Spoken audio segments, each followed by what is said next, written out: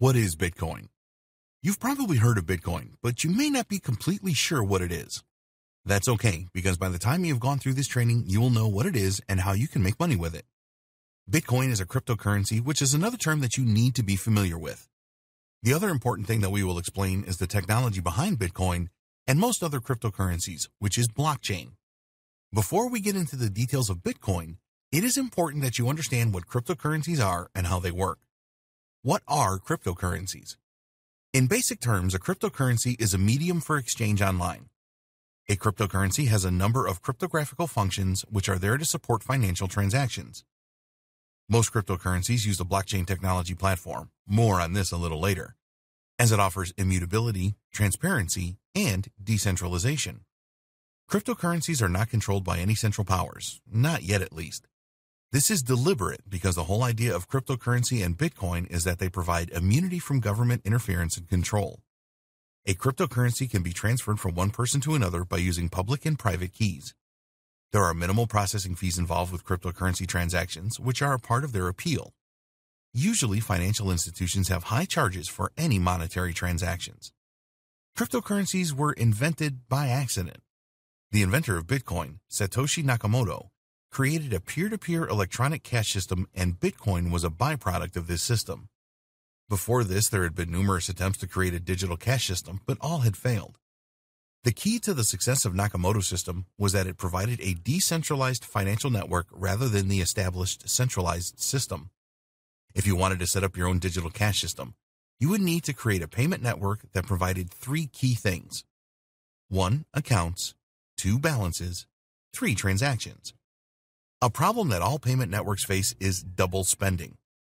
This is all about preventing spending the same amount twice. Up until the creation of Nakamoto's system, this had always been achieved using central server balance records. This is still in existence today. With a decentralized payment network, there is no central server. Instead, every single network entity or node has to perform its job properly. They all need to have a list of transactions so they can monitor if future transactions are a double spend or valid. All of the peers of a decentralized payment network have to agree on everything. There has to be complete consensus. If this doesn't happen, then the transaction will not take place. The problem was how to achieve this total consensus without a central server. Nakamoto figured this out. The transaction properties of cryptocurrencies. In order for a cryptocurrency system to work effectively, there has to be a number of properties in place. These are immutable. After a cryptocurrency transaction is confirmed, then it cannot be changed. Nobody in the world can change a cryptocurrency transaction, not even presidents or monarchs. It is an immutable record. Basically, if you send money to someone else, that's it. There is no turning back. So if you make a mistake or get scammed, then you are stuck with the situation. You do not have the opportunity to reverse the transaction. Pseudonyms. Cryptocurrency accounts and transactions have no connection to real-world identities. You will receive a Bitcoin on an address which is a randomly seeming chain of about 30 characters. You can analyze the transaction flow, but you can't usually connect the transaction to a real person through the address. Global transactions at speed. It doesn't take long to propagate transactions and confirm them. Usually, this all takes place in minutes.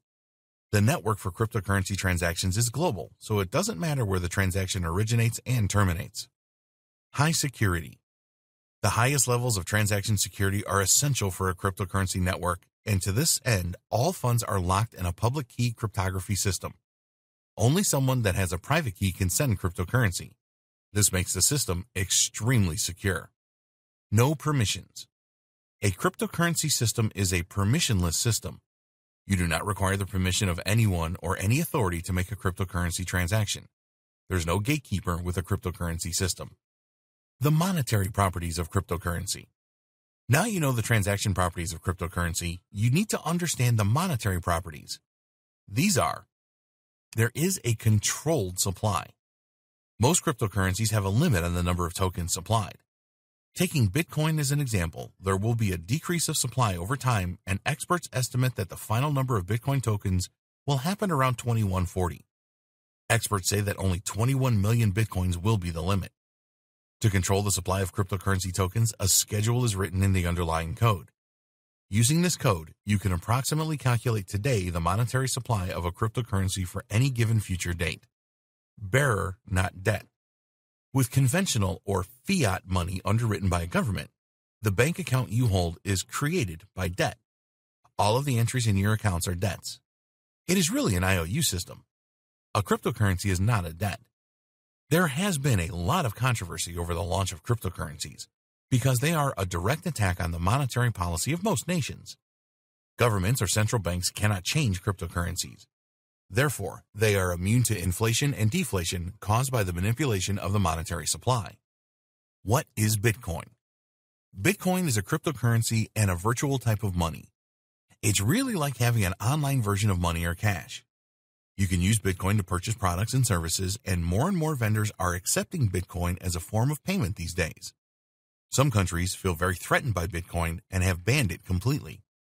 There are no physical Bitcoin tokens. You may have seen pictures of Bitcoins, but these are fabrications. The worth of a Bitcoin resides in the private codes they have imprinted inside them. Every Bitcoin is just a computer file stored in what's called a digital wallet. We will discuss digital wallets in more detail in a later video. If you have a digital wallet, then other people can send you Bitcoins or fractions of them. You can also send Bitcoins or fractions to others using your digital wallet. Every Bitcoin transaction is recorded publicly using blockchain technology. This is a transparent network where anyone can trace the history of Bitcoin transactions. All records in the blockchain are immutable, meaning that you cannot copy transactions, change the number of Bitcoins owned, or use Bitcoins that you don't own. There are several ways that you can purchase Bitcoins, including you can purchase them using your native currency through a cryptocurrency exchange. You can sell products and services in exchange for Bitcoins. You can use a Bitcoin ATM. You can mine Bitcoins. The practice of mining Bitcoins has been going on for a while. In order to do this, you will need high-end computer equipment and lots of it. These computers perform complex algorithms to guess secret codes. If your computers guess right, you get Bitcoins as a reward. We will not be recommending mining as a way of obtaining Bitcoins in this training. There are only a limited number of Bitcoins, so the process of mining is now incredibly complex. You could spend years mining for Bitcoin and spend a great deal of money on computer equipment and electricity costs without earning any Bitcoins. You may be wondering why Bitcoins are so valuable. When Bitcoin first started, it had no value, but in 5 years, a single Bitcoin was worth around $1,000. At the time of creating this training, a Bitcoin is worth around $8,000. Why this jump? Well, there are a number of other things in life that have value. Diamonds and gold are a good example. Bitcoins have value because people are willing to trade them for real products and services and also buy them for cash. People like the idea that any governments or central banks do not control Bitcoins. They also like the fact that Bitcoin transactions are pretty anonymous. Yes, there is a record of all Bitcoin transactions, but very few include real-world identities.